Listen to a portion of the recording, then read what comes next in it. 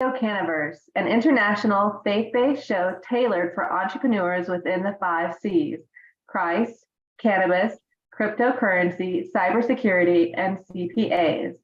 Here at the CryptoCannaVerse, we strive to assist entrepreneurs in growing their business by connecting them to advisors, partnerships, and investment opportunities. I am your show host, Crystal Wampler, and joining me as co-host is Alan Lau, and our guest co-host is Jacob Livingood. Our show schedule is jam-packed, booked through the beginning of November, but if you're interested in being a guest or accessing our current deal flow, please don't hesitate to reach out to me, Crystal Wampler at crystal@cannethics.com. You can be ethical in the cannabis industry. Today's show is broadcast live across various platforms, including Facebook, Twitter, TikTok, and our YouTube channel. Our network consists of an array of business owners, Web3 launchpads, VCs, family offices, blockchain hedge funds, high net worth CPAs, attorneys, investors, and angels. Before introducing our esteemed guest speaker, Alan, will you share today's Bible verse and story? Absolutely. Thank you so much, Crystal, for that introduction. Welcome to the CryptoCannaVerse Show. Thank you for taking the time to be here. Today, I like to change it up and not just reading the verse, but I wanted to tell you a story. I think it gives us a little more insight and we get to spend a little more time in the Word of God. So today's scripture comes from Exodus 5, 1-9, and it reads, the title is Bricks Without Straw. Afterward, Moses and Aaron went to Pharaoh and said, "This is what the Lord, the God of Israel, says, let my people go, so that they may hold a festival to meet in the wilderness." So Pharaoh said, "Who is the Lord, that I should obey him and let Israel go? I do not know the Lord. I will not let Israel go." Then they said, "The God of Hebrews has met with us. Now let us take a 3-day journey into the wilderness to offer sacrifices to the Lord our God, or he may strike us with plagues or with the sword." But the king of Egypt said, "Moses and Aaron, why are you taking the people, King of Egypt said, "Moses and Aaron, why are you taking the people away from their labor? Get back to work." Then Pharaoh said, "Look, the people of the land are now numerous, and you are stopping them from working." That same day, Pharaoh gave this order to the slave drivers and overseers in charge of the people: "You are no longer to supply the people with straw for making bricks. Let them go and gather their own straw, but require them to make the same number of bricks as before. Don't reduce the quota. They are lazy. That is why they are crying out, 'Let us go and sacrifice to our God.' Make the work harder for the people so that they keep working and pay no attention to lies." So if you guys are not quite sure about the story, this is a story that when I was a kid growing up, I heard the story many times. Is basically Moses and Aaron was appointed by God to take the Israelites out of slavery. Okay, this is a time period, and King Pharaoh was the king that rules over all people, and putting hard work and putting the slaves to work. So God told Moses and Aaron to say, "Hey, I'm going to help you to take these Israelites out of slavery, to free them." Since King Pharaoh, he's in charge of all these people, the Israelites, he actually neglected God and didn't know who this person was and why is this person ruling over my people when I'm supposed to be the one, the leader, to rule the people. So the story really comes down to who is the leader in your life? Who's leading you in your life, right? Like, is it yourself or is it your boss? And for me, being a Christian for so long, I always rely on God being the leader, because he's always the Almighty that controls all things, and knowing that he has the best interest for all of us. Not listening and disobeying would be something that I wouldn't do. So this story is really all about listening and obeying to God, knowing that you trust and believe in him, he will free your people. And leadership is important in all the roles, I think. Everyone has a leader, everyone has a boss, but ultimately that's work. But in life, as we know, I always trust in the Lord and God in all things we do, and let him lead the way into our path. So I wanted to share that story and tell you a little story behind it and change it up a little bit. So hopefully you guys enjoyed it. Thanks, Crystal. Thank you, Alan, for sharing. The CryptoCannaVerse Show presents speaker Charles Warner, CEO of Innovative Properties Worldwide. Today, Friday, July 28, 2023. Charles is responsible for overseeing the company's many areas of specialization, including publishing 5 magazine titles, 3 podcasts, and 1 3D virtual reality cannabis event, as well as new streaming channel CBD TV. Charles created IPW in 2009 after 8 years of serving as the CEO of Mainstream Media International of Clearwater, Florida. During his tenure, Charles developed an assortment of cross-platform partnerships with some of the biggest sports properties in the world, including PGA, NASCAR, LPGA, NCAA March Madness, and the Super Bowl. Before his career in sports marketing, Charles served as his country in the U.S. Army as part of a rapid deployment light infantry unit as an M60 team leader. That training spurred a passion for all things innovation, business, and science. Charles became the editor-in-chief of an award-winning quarterly magazine, Innovation and Tech Today, 9 years ago. Charles serves on the boards of the National Cannabis Party and Regenibus. He is part owner of STM Canna, a cannabis manufacturing company that makes high-tech pre-roll equipment based in his hometown of Spokane, Washington. Charles lives in Denver, Colorado with his 11-year-old dolphin-loving daughter and soccer player Aria. He loves travel, tech, comedy, and playing all sports and is a huge Seattle fan. Welcome, Charles. Thank you very much. That's quite the introduction. I hope I can live up to it. First of all, I just want to say thank you for your service. We all appreciate that. So I'd like to chat about your publication, Cannabis and Tech Today. You featured some impressive personalities on the cover, including people like Jim Belushi, Melissa Etheridge, Cheech and Chong, Carlos Santana, and rapper Be Real, just to name a few. Among these heavy hitters, I'm curious to know, who was your favorite or most memorable, and what made their feature stand out? Ooh, that's a good question. One of them would have to be Kevin Smith. We got him when we had first launched the publication. So this was like about 3 years ago, because we talked to a lot of people in the cannabis space, and there was a ton of lifestyle magazines.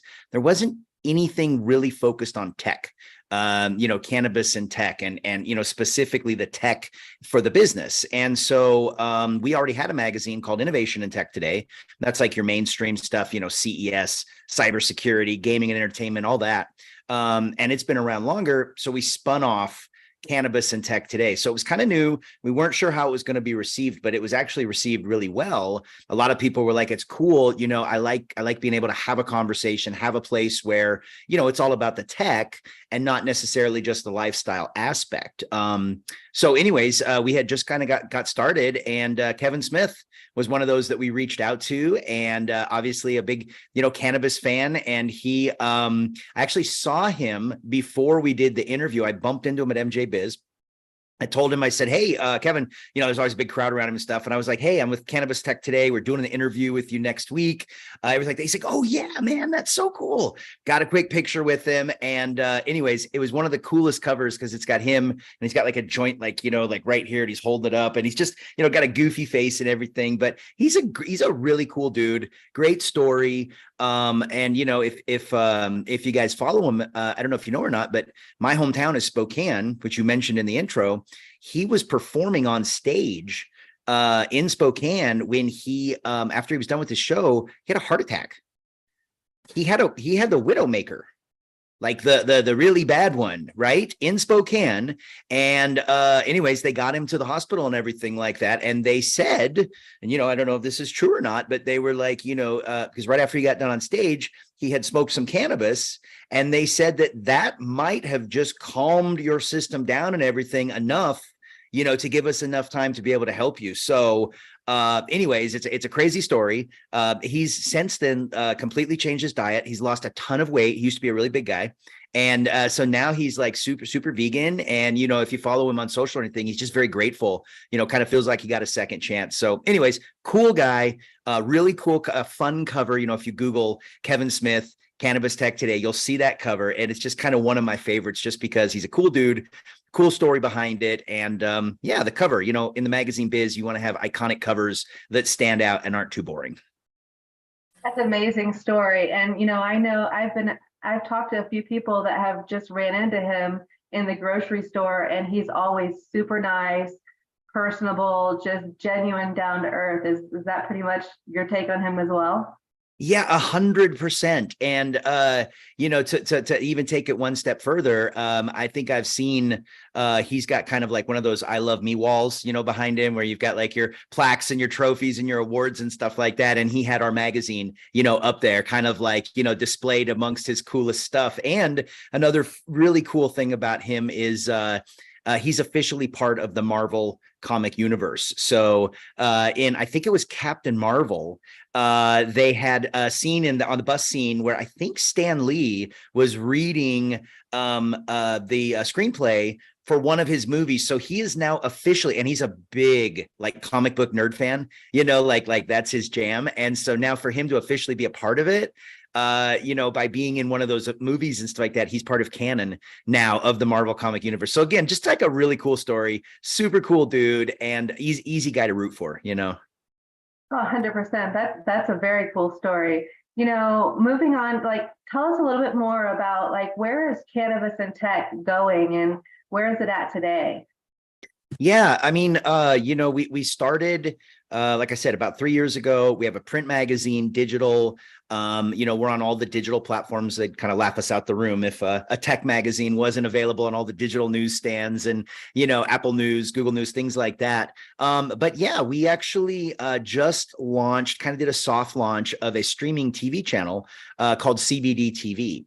And so anybody can find that on your Roku, you can find streaming channels. It's actually cbdtv.us.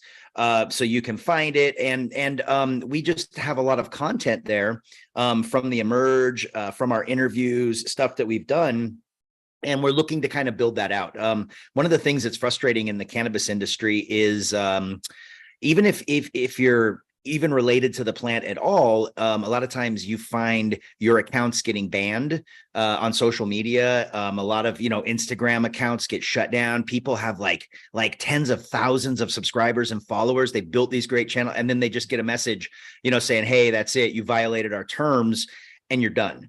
So we found that streaming was a cool way you could reach a lot of people that are into, what you're into, and you don't have to deal with the censorship or being shut down. So we're building that out. We're going to get more content. We're going to, continue to do that. And there's some other streaming cannabis channels too, but we think that that's definitely, part of the future. If we want to inspire and inform and, do good storytelling and focus on good brands and talk about innovation, you've got to reach people the way they like to get content. And some people like to read a magazine still. I know it sounds crazy, but some people like to hold a physical magazine in their hand. They like to, curl up with a magazine by the pool or on the plane or whatever. But most people, they're online. And so they're streaming, they're reading digitally. And so we just try to provide really, really good content, how people want to get it. So the streaming channel was a big part of it. And then another thing that we did was, during the pandemic, all the events were done. And events are a big lifeblood of the cannabis industry. It's where we network. It's where we learn. It's where we do business, maybe more so than any other industry. And that's when we got together with a bunch of friends and other media, other events, other brands, and we launched this Emerge virtual cannabis conference in a metaverse-like environment with 3D avatars and people running around. And, that was just us trying to be innovative, techie, to come up with a solution. Because if you guys remember when the pandemic started, there was a lot of Zooms. It was just like Zoom, and so a lot of these virtual events were almost, just glorified Zooms. And so we wanted to do something different, creating an avatar, walking around, really great content. And we had 20,000 business cards exchanged amongst attendees during our 4 Emerge events. So wow. Some business was getting done, right? It wasn't just cool avatars running around and stuff like that. There was actually some business getting done. So I think technology and cannabis go together kind of like coffee in a cup, they really go together. And some people ask me, like, what does tech have to do with cannabis? A lot, like every business nowadays too, not even just cannabis, but tech, AI, automation, it's so big, crypto. And so we just wanted to be kind of one of the leaders in that space. And so we're continuing to try to innovate, continuing to try to come up with great partnerships, and find new ways, to grow our audience. But most importantly, just what our mission is, to inspire and inform. That's amazing. Jacob, you have a question? Yeah, more sort of a statement, but follows with a question is like, I think it's a really cool thing to like incorporate instead of, a lot of Zooms in the beginning of the pandemic. And while Zooms are awesome and it's a great way to network and connect, it's not as, interactive as other platforms can be. So my question for the audience is, what was the metaverse application that you were using to host these events? Yeah, it was, it's called Hyperfair is what it was. And they're out of Belgium, and they've since innovated a lot as well. But ironically enough, there was a whole bunch of different platforms that we had to search through before we finally settled on that one there. So that's a great question, because there were so many, and there's still a lot of them out there, like 𝐂𝐫𝐲𝐭𝐫, and there's some that we, that other virtual events did. This was the one we settled on because it was the most kind of like being in a video game. Like just walking around, and we got to pick our backgrounds and stuff. So we had one like in Tahiti, one Emerge. We had one underwater. There was like seriously like sharks and whales swimming behind people, and it was just cool because it's in almost like a metaverse type environment, and you can make it fun. You could do some cool things there. So when people logged in to go to Emerge, it wasn't just staring at screens and people talking. You were actually in and like playing a video game, chatting with other people, exchanging cards. And of course, we had great lineups of speakers too that would rival like any in-person event. So yeah, that's a great question. It was called Hyperfair. Yeah. What I think is so cool about that is even though it's not, not everybody's jumping in virtual reality, it's not a full immersive experience, but, using the WASD keys and sort of adding a GameFi element to a meeting makes it more of an experience that's memorable, as opposed to just, oh, let's just jump on this video call and have our webcams going. I like that a lot.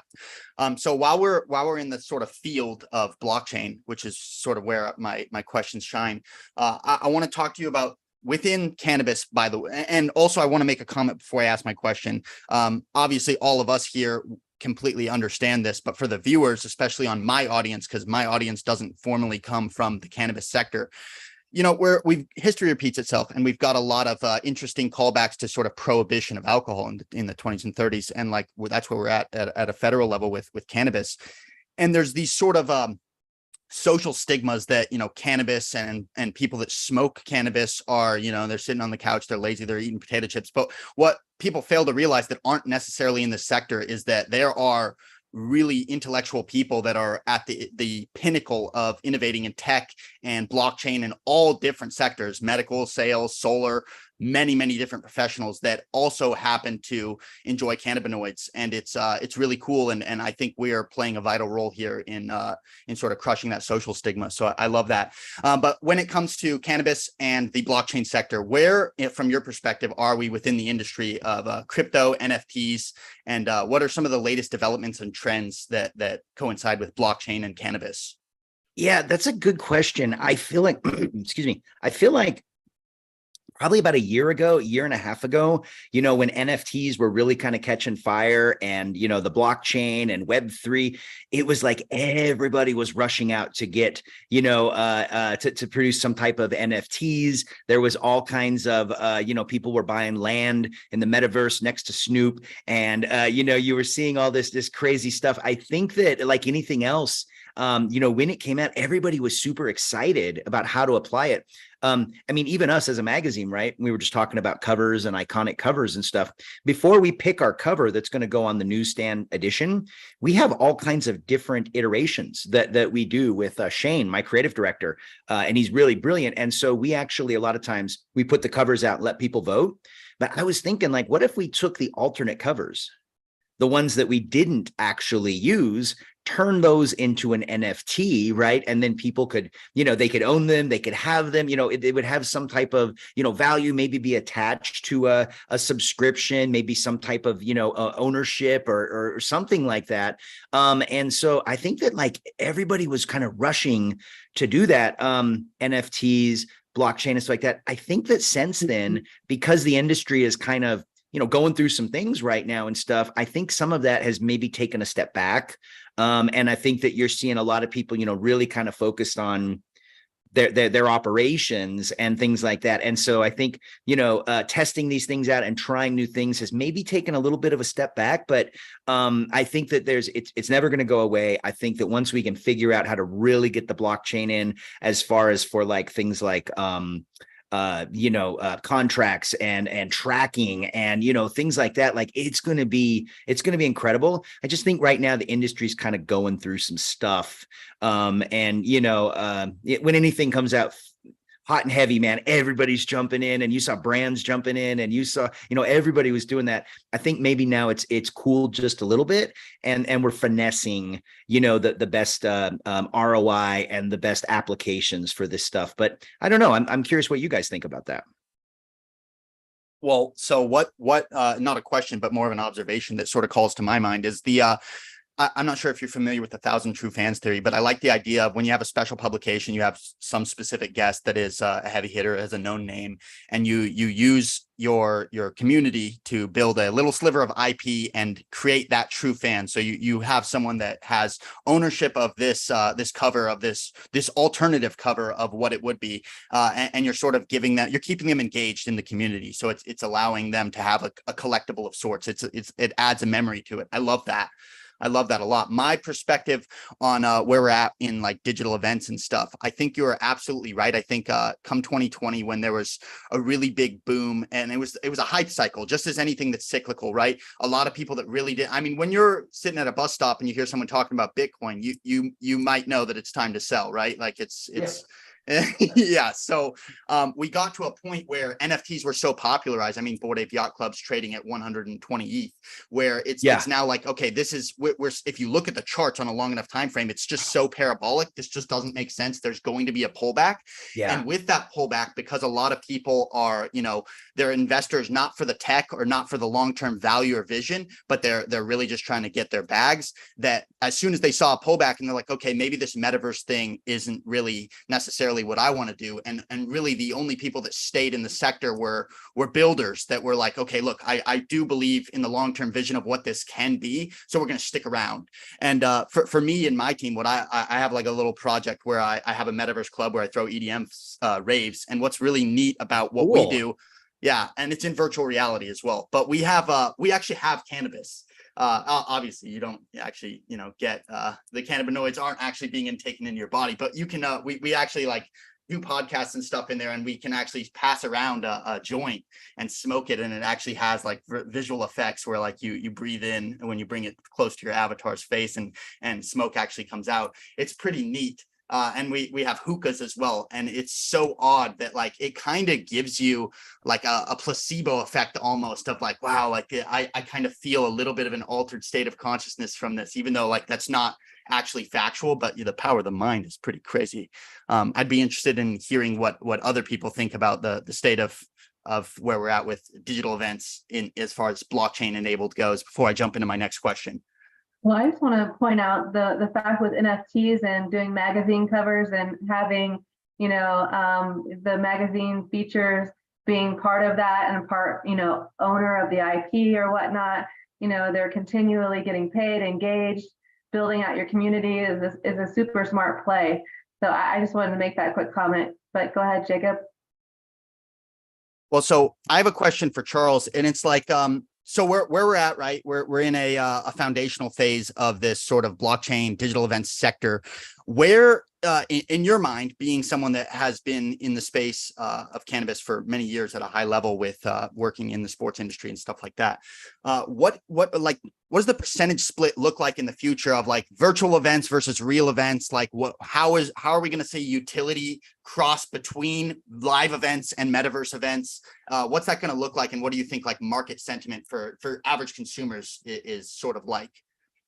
That's a great question. And by the way, when you were talking about smoking the cannabis or the hookah, in your thing, one of the things we thought about doing was integrating the real world with the metaverse type world and having almost that immersive thing. So we thought about maybe like having a delivery service, a cannabis delivery service, where people attending the event could actually go and they could order some cannabis or something and then have it delivered, and then they could consume while they're in there doing that, right? And so we were again trying to think about how to bring the physical into that and do something immersive. But to your question, I think that there was almost a resentment to virtual events after the pandemic ended. After we got back to real things, like everybody was like, yes, and we were like hugging and we were like smoking, and eventually the masks went away and stuff, and there was almost this resentment, law of familiarity. Like we were like, we're done with virtual events. I say nay. And here's why. I think that honestly, one of the best things about the virtual events, and we kind of have proof of concept, with 20,000 business cards exchanged and people doing business with each other and people learning. I think there's always going to be a place for people that want to go attend a virtual event, do some networking, right? Say hi to some people, exchange some cards, set up some appointments, learn some things, and then log off. And not have to deal with TSA, flight delays, want to go to little Johnny's soccer game that night, want to sleep in their own bed. And so I truly believe that virtual events absolutely have a place. One thing that we did in our, and I got to give a shout out to Polyscience. They're the title sponsor of our Cannabis Tech Talks podcast. David Wallach, the guy who is their marketing guy there, he was using their booth in Emerge, because you get a booth and you can do sales and you can do stuff like that in this platform. He was using the booth to set up face-to-face meetings with prospects and clients he had overseas. So when he wanted to have a meeting with someone who was, 10,000 miles away or whatever, instead of them having to deal with, flying and trying to do, he would say, hey, come log into here, create your avatar, come in, we'll meet at this time. And he was using it as a virtual place to conduct business and sales, his booth. And ironically enough, they come with virtual assistants and it's open 24/7. So you could actually do business overseas and not have to worry about time difference. And again, that travel thing, guys, it's not all rainbows and puppy dogs. Travel can be grueling if you go to a lot of events. So I think that in person is amazing. There's no substitute to the connection that you make, physically being there with people and hanging out. I absolutely love it. I also sometimes get tired of travel. And I think that having a balance in the future, this is not going to go away. And I think that, they'll get better and they'll get more interesting and more interactive and immersive. And so I think that from a percentage standpoint, maybe it'll be 70-30, maybe at one point we'll get to 50-50, but I do truly believe that there is a future for it. And we maybe just had virtual event fatigue, but sometimes what's old can be new again. Like vinyl, like I just saw that CDs, like outsold CDs the year before for the first time forever. So like people are kind of going back to physical media. Like it's a strange thing. So I think that virtual events definitely have a future, but they've got to provide value. They've got to really provide value. They can't just be there to be there. I'm wondering at your virtual events if you can add virtual merch, because I don't know about you, but I like going around and getting merchandise. That would be pretty great, walking around with bags and different things. Yeah. And I mean, we even had virtual swag bags so that our exhibitors could like put stuff in there, and they could put like, downloadables. They could put things that like drive traffic to their website, promos and stuff like that. Sometimes you get a swag bag and there's like some stickers and some brochures, and you just toss that, right? That's so we try to perfect. encourage them, put something good in there, have fun and be playful. That's what's going to make your brand stand out. And that's what people want. And since we're trying new technology, and the pandemic was a weird thing, like we don't see stuff like that happen, but maybe once every 100 years, try some things, take some chances, and find a way that you can make this digital world work for you. And to add to Amanda's point, you could take that digital merch, give it a phygital utility aspect, make it an NFT, and then make it claimable, burn it for real merch that actually gets shipped to you in the mail, which would be awesome. And Charles, I completely 100%, maybe I'm biased because I have a metaverse club where I throw EDM festivals. So man. Oops. But I completely agree with your testament. And to add some merit and validity to your point, as entrepreneurs, we are responsible for, hitting our KPIs, our key performance indicators every day. And everybody loves going to an event. Like I went to NFT Miami, and it's great. It's awesome. It's networking. It's fun. Get to, speak on stage, talk to people, meet connections that otherwise you wouldn't have gotten if you weren't there. But it's the day of travel before. It's a 3-day conference. You want to say that networking is part of your business and you're hitting your KPIs, but to be honest, your business is not. You're stepped away. You're having more fun than you're having business, and that's awesome. But with a digital event, right? You have your set time slot. It's from noon to 8 p.m. on one day, and you jump into either your platform, your 2D WASD keys, or you jump into your virtual reality platform. You jump in, you do the event, you do all your networking. Bada bing, bada boom. You're in bed by your bedtime. You journaled, planned. Your KPIs haven't been interrupted. You're back locked in the next day. It's fantastic. And another second point to add is I was one of the keynote speakers at NFT San Diego, and I was showcasing my club, Bolt. My CTO and the product designer that actually created the world, he lives in Washington, D.C. He was not there. So what we did was we had our speaking role, and then we had our booth over in the expo area. And I told everybody, hey, go over there. There's probably going to be a line, and there ended up being quite a bit of a line. But I said, look, we got one headset over there. It's plugged into the computer. Just go ahead and jump in there, put the headset on. And we had our CTO in the world, and he was waiting for that avatar that was connected to the headset to move. And as soon as it moved, he knew, okay, I've got another person here on the end of the line. And he would talk to them, explain the tech, and tour them through the world. So it was a combination at the same time of physical and digital, because they were at a physical event, but they were getting to experience, okay, this is what a digital event could look like.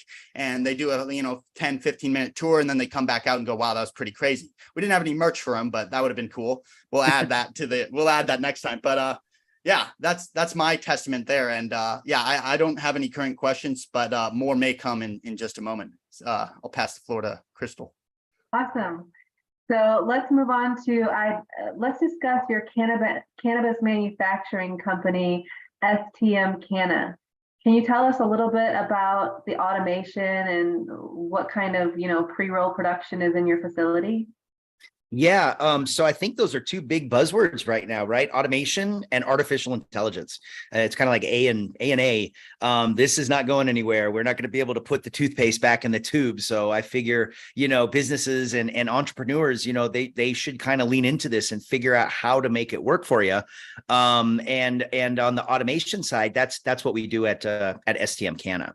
So it's out of, again, Spokane. Look at that. Huh? This just keeps going back full circle. Out of my hometown, we have about, 40 people now working at STM, 45. And we are producing machinery right here in the USA, American manufacturing.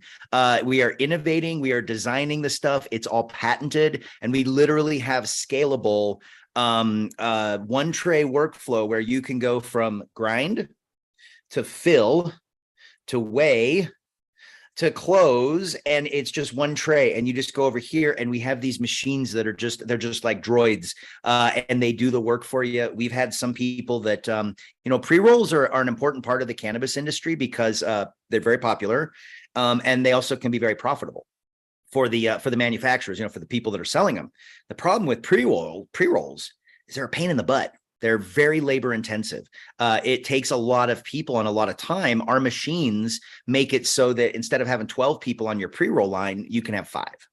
And you can be producing consistent, high quality pre-rolls, like award-winning stuff, by using our machines. And they're scalable, they're backwards compatible, and there's tabletop size, there's bigger ones. So we work with everyone from boutique all the way up to the big MSOs. And we're helping to solve problems that businesses have through innovation, through technology, and through designing these machines. And we started with one machine in 2017. We had a rosin press. We were a little ahead of our time. Nobody was looking to buy a $20,000 rosin press in 2017. So we switched it up and came out with the Rocket Box and our grinder. And now we have this amazing closer. And ironically enough, rosin's back, man. That's a big deal right now. So maybe we were ahead of our time. But no, we're just helping businesses with their pain points. And by getting these machines, these semi-automatic machines, they can save in labor. They can produce more, less downtime, and they're fairly affordable. That you don't have to spend $300,000 or $400,000 on a big giant machine to make your pre-rolls. We've got stuff that goes from like 6,000, up to 45. And so it's a really good solution. It feels good because, again, we're helping people. And then we've got more new products coming down the pike. We'll be at MJ Biz and have a big shindig there. So yeah, that's what we do. We help people in the pre-roll space make and produce awesome pre-rolls. That's really cool. Are you guys international? Yeah. We've got clients all over the world. We've got some down in Africa, the Netherlands, Central America, and we have customers in just about every state, and of course Canada. So yeah, it's pretty cool. We're definitely not the most well known. There's some other brands out there, I think, that are doing more marketing and that are more known. But we're really nice, between the entry level stuff and the really, really super expensive all-in-one machines. We're a super nice, right in the middle, I think, option for people out there. Nice. So let's discuss the Innovation and Sustainable Leadership Awards. Can you tell us a little bit more about that? Yeah, I'm really excited about that because, besides all the tech that we do, we have at our core of everything that we do at STM and Cannabis Tech today is sustainability. We think sustainability is not just a nice thing to do. We think that it can be strategic and bottom line oriented and really, really smart. So we want to recognize people in the space that are, walking the walk and talking the talk when it comes to sustainability, because I think that you find a lot of maybe lip service out there about sustainability. And then you find some companies that it's really important to them and they're really taking it seriously. So we just want to recognize them. I believe as a culture, you get what you celebrate. So if we celebrate innovation and we celebrate sustainability, we'll probably get some more of that. And so we're planning later this year to honor the winners of the Sustainable Leadership Awards at the United Nations with our friends Regenibus. So we're going to have an event there at the end of the year. We're going to announce the winners. And if anybody watching this right now is interested in entering your company, it's super easy. You can go online at cannabis and cannatechtoday.com and you can enter and find out more about the Sustainable Leadership Awards. But yeah, I think that's an important thing, to recognize those that are really doing it, because they deserve that. They deserve that spotlight, and maybe it inspires more. Maybe it gets more people wanting to do that by kind of celebrating them. That's amazing. So supporting one another is super important. And I've also read in some of your publications. You are a big supporter in women in cannabis. So thank you so much. We definitely appreciate that. Is there any other questions from our panel? I have one. You mentioned Regenibus is hosting a event towards the butt end of this year. Can you elaborate on that? What is the what's happening in that event? And where is it happening as well? Yeah, so it's actually going to be at the United Nations in New York. We had an event about a year and a half ago there, and there's a certain room in the back where they're able to, basically, host an event right there at the United Nations in New York. And we had one basically focusing on sustainable development goals. And we had a whole bunch of heavy hitters from across the industry there. And it was just, I think it was kind of symbolic in a way, that we are having an event about hemp and cannabis in the United Nations building, where the United Nations and the United States was not always very cool to cannabis and hemp. And, there's kind of some history there that's not all rainbows and puppy dogs. So the fact that things are changing, and the fact that the United Nations now through Regenibus and our partners are able to, have kind of this platform and this spotlight and have those people there, I think speaks to the fact that this is truly a global a global thing, and something that can help a lot of people, and something that, hemp, I mean, come on, hemp does everything, and there's so much that can be done with it, and so much that can help around the world. And again, cannabis is there's so much there too. We think that tying in with the Sustainable Development Goals of the United Nations helps us make this not just a United States thing or North America thing, but really a global thing. And hopefully we can help to spread that message, as well as, do some networking, some learning, and spotlight those brands that are, again, very sustainable, and those people that are really helping with sustainability. I like to make a comment. You're completely 100% true about the sustainability part, because I know not only United States, around the world is trying to protect the earth and utilizing alternative ways to protect the earth. And I think construction was one of the things that I was on this call with, utilizing hemp to build homes, and I would say use it in a construction format, because I know it's more sturdy. I think hemp grows like 4 cycles in a year. They're using it into building blocks, building homes, building wood. So I can totally see how that could be environmentally safe. And I think that ties into the whole sustainability that U.S. is trying to go after, is being more environmentally safe, I would say, in what we do. Do people get nominated for the award, or are you guys actively seeking out and trying to find someone for this? So both. So there's a page where people can go and enter, just like anything else. There's a process. You go and you fill out all your information and you upload your stuff, and then the Regenibus team will be the judges, and we'll go through and we'll find, who the winners are. We did these a year ago, and I believe there's 9 categories, and we gave out 7 awards. The reason we only gave out 7 was 2 of the categories we didn't feel like anybody had earned it, and we didn't want to just give an award to give an award. So but for those that that feel like they are doing something special, we want to recognize them. And so definitely just go online and fill that out and put your company in there, because we have extended them. We were actually going to announce these on Earth Day, but our trip to the United Nations got pushed back until the end of the year. So that means there's time for more people that can enter. And again, we think that sustainability is just a super, super cool thing to be something that we focus on. And again, not just because it's a nice thing to do, right? Not just because, oh, it's cool and warm and fuzzy. No, we think that it truly is strategic and bottom line oriented, and it's just good in, so many different ways. That's why we have those different categories. I have a question. So entering in with Regenibus and putting your business, your hat in the or your name in the hat, so to speak. Are these specifically companies in the cannabis sector, or is this including the digital events sector as well? Also a really cool plaque there. Yeah. This is one of the things that they get for winning. And this is actually the SDGs one. It's kind of hard to see. But yeah, and the companies that enter, they'll get a lot of press. They'll get, obviously they're going to be, kind of partners of ours. They'll have a chance to use our magazine and our platform to get their message out there. And yeah, it is predominantly cannabis companies, but there's space for everyone and anyone. And I feel like there's a lot more now crossover. with events, with, stuff like that. So yeah, it's really, hey, listen, if there's a good story to tell, we want to help tell that story. That's awesome. How does it feel being in cannabis and tech and making it to the United Nations?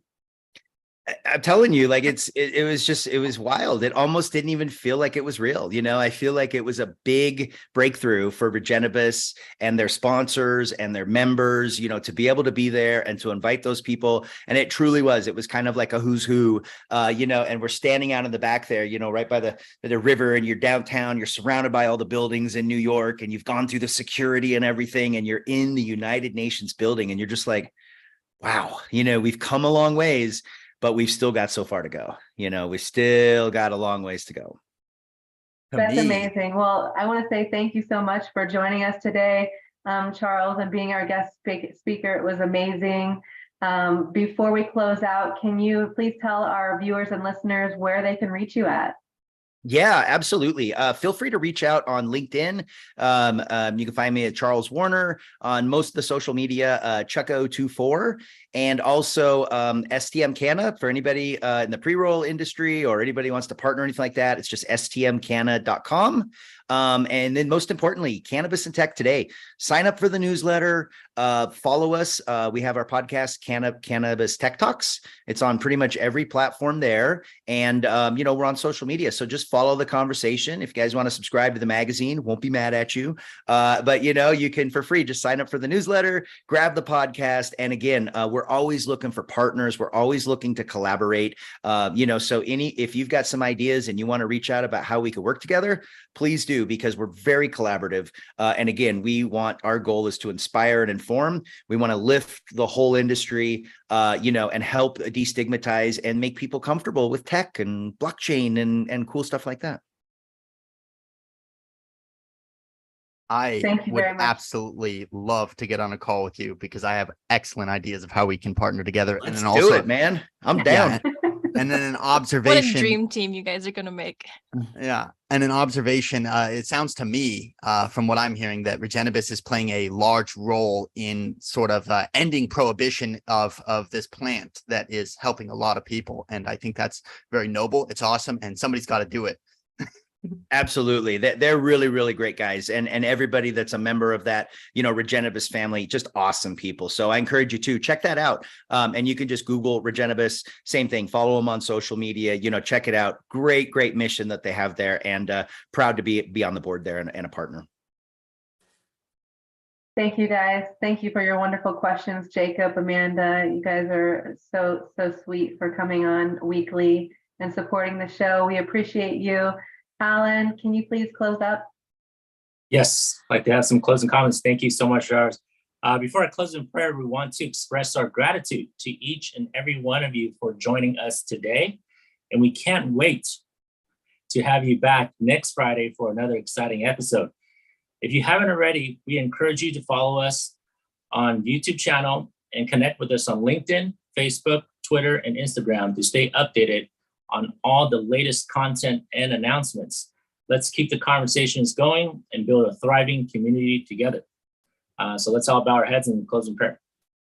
Heavenly gracious Father, Lord, just thank you so much for this wonderful group of people that comes on a weekly basis. And thank you so much for Charles being our guest speaker to share with us about his passion, his business, his podcast, and how cannabis tech is moving. Lord, we know that you're putting the people in place in front of us so that way we can learn, we can grow, we can inspire, and continue to lead the way, because we know that you are the leader. As long as we keep our eyes on you and put you first in all things that we do, we know that you will create a heavenly life for us, knowing that we all are bodies of Christ. So Father God, just continue to pray for this group, for this weekend.